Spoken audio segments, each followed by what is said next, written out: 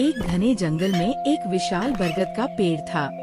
उस पेड़ की ऊंची शाखाओं पर एक हरा भरा तोता अपने परिवार के साथ रहता था।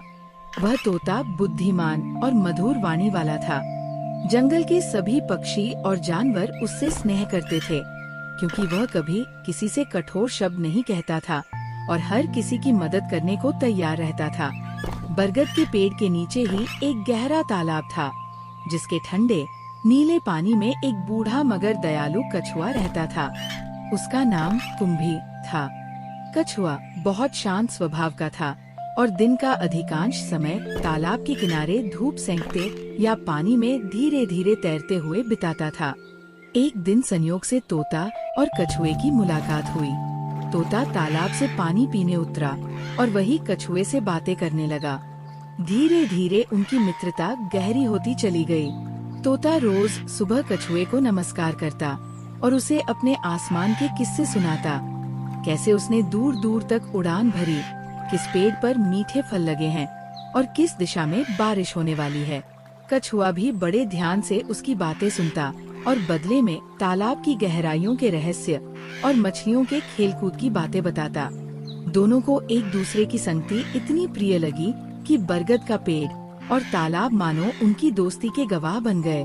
जंगल में सब कुछ शांति से चल रहा था, पर एक दिन पास के गांव से कुछ शिकारी आए। उन्होंने देखा कि तालाब में मोटे मोटे मछलियाँ और कछुए हैं। उन्होंने सोचा कि यदि इन्हें पकड़ा जाए तो अच्छे दाम मिलेंगे। शिकारियों ने तालाब के किनारे जाल बिछा दिए। तोता अपनी ऊंची शाखा से ये सब देख रहा था।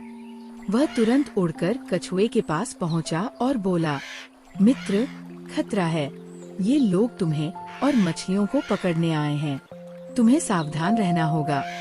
कछुए ने चिंतित होकर कहा, मेरा शरीर भारी है, मैं जल्दी भाग नहीं सकता, नहीं उड़ सकता हूँ, न तेज तैर सकता हूँ। मैं कैसे बचूंगा? तोता ने कहा, घबराओ मत, मैं कुछ उपाय सोचता हूँ। मित्रता का यही धर्म है कि हम संकट में साथ दें। रात भर तोता सोचता रहा। अगले दिन उसने एक युक्ति बनाई। वह पास के खेत में गया, वहाँ से कुछ सूखे कांटे और लकड़ी के टुकड़े लाया और तालाब के चारों ओर फैला दिए।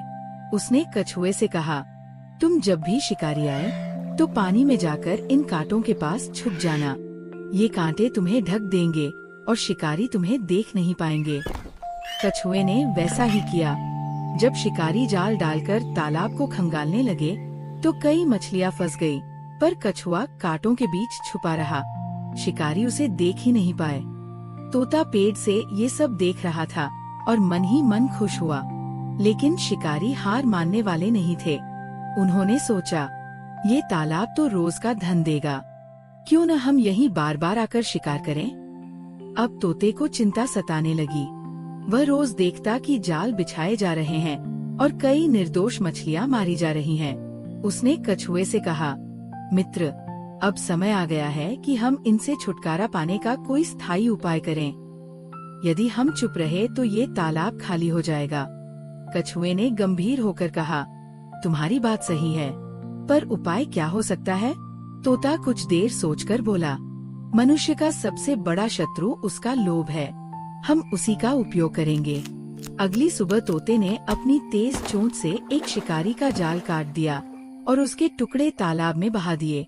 जब शिकारी आए और जाल टूटा हुआ पाया तो वे आपस में झगड़ने लगे। तुम्हारी गलती है। नहीं, तुम्हारी। तोता ऊपर से ये दृश्य देखकर हंस पड़ा। उसने उनकी बातें और उग्र बना दी।